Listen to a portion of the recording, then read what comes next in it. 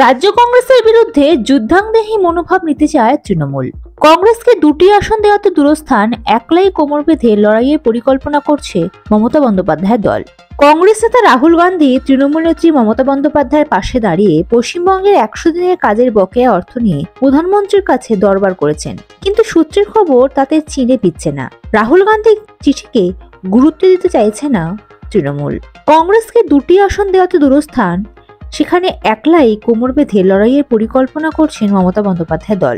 চেষ্টা করা হচ্ছে এই দুই আসনের সংখ্যালঘু ভোটকে তৃণমূলের ছাতার তলায় সুসংহত করতে।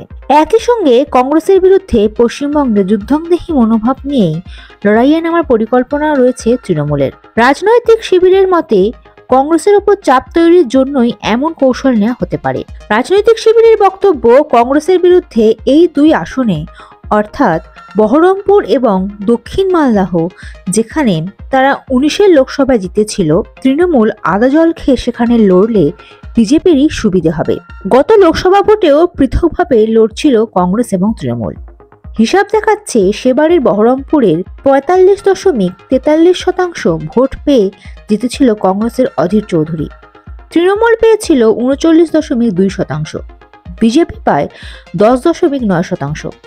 অন্যদিকে দক্ষিণ মালদাহের আসনে কংগ্রেসের প্রার্থী জেতেন 34.71% ভোট পেয়ে, সেখানে বিজেপি পায় 34.07%। তৃণমূল দক্ষিণ মালদাহে পায় 27.45% ভোট। রাজনৈতিক মহলের মতে কংগ্রেসের মুসলিম ভোট ব্যাংকের যদি ভাগাভাগি হয়, অনিবার্যভাবেই সুবিধা পেয়ে যাবে বিজেপি। তৃণমূল সূত্রের দাবি পুরো দোষ কংগ্রেসের, কারণ ইন্ডিয়ার বৈঠকের গোড়া থেকেই আসন বন্টনের সময়সীমা ধার্য করার জন্য বলে এসেছে তৃণমূল, কিন্তু এখনো পর্যন্ত দলনেত্রী মমতা বন্দ্যোপাধ্যায় বা সাধারণ সম্পাদক অভিষেক বন্দ্যোপাধ্যায়ের সঙ্গে আলোচনায় বসেনি কংগ্রেসের কোনো শীর্ষ নেতা বা নেত্রী।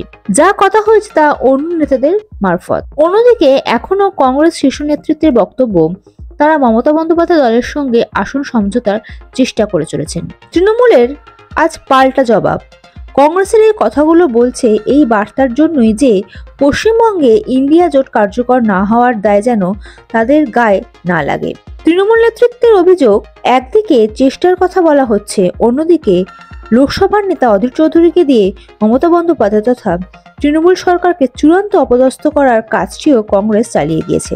এক শীর্ষস্থানীয় তৃণমূল নেতার বক্তব্য, কংগ্রেস পশ্চিমবঙ্গে ইন্ডিয়া জোটকে দেখছে অধীর চৌধুরীর চোখে, এটা মেনে নিতে পারি না। তৃণমূল সূত্রের দাবি, সিপিএম নেতা সীতারাম ইয়েচুরির যথেষ্ট প্রভাব রয়েছে রাহুল গান্ধীর ওপর। অভিযোগ, তাদের যোগসাজশের ফলে জোটের তারিখ স্থির করা নিয়ে টালবাহানা করা হয়। সদ্য সমাপ্ত বাজেট অধিবেশনেও কংগ্রেস তৃণমূলের এই মনান্তর চোখে পড়েছে। 1 ফেব্রুয়ারি কংগ্রেসের পক্ষ থেকে মল্লিকার্জুন খড়গের সংসদীয় অফিসে ইন্ডিয়ার সদস্যদের ডাকা হয়েছিল। সেই আমন্ত্রণ যে শুধু তৃণমূলের প্রত্যাখ্যান করেছে তাই নয়, যায়নি ইন্ডিয়ার ভেতরে জিঞ্জার গোষ্ঠী তথা এসপি আপো। আজ কংগ্রেস সূত্রে পাল্টা বক্তব্য, এই ইন্ডিয়া মঞ্চ সবার, সেখানে কে কাকে আগে ফোন করলো বা যোগাযোগ করলো তার জন্য বসে না থেকে মমতা বন্দ্যোপাধ্যায় নিজেই অগ্রণী হয়ে রাজ্যের ভোটের প্রস্তাব নিয়ে এগিয়ে আসতে পারতেন কংগ্রেস নেতৃত্বের কাছে। এখন তিনি যা করছেন তাতে বিজেপির হাতই সেই রাজ্যে শক্ত হচ্ছে বলে মনে করছে কংগ্রেস।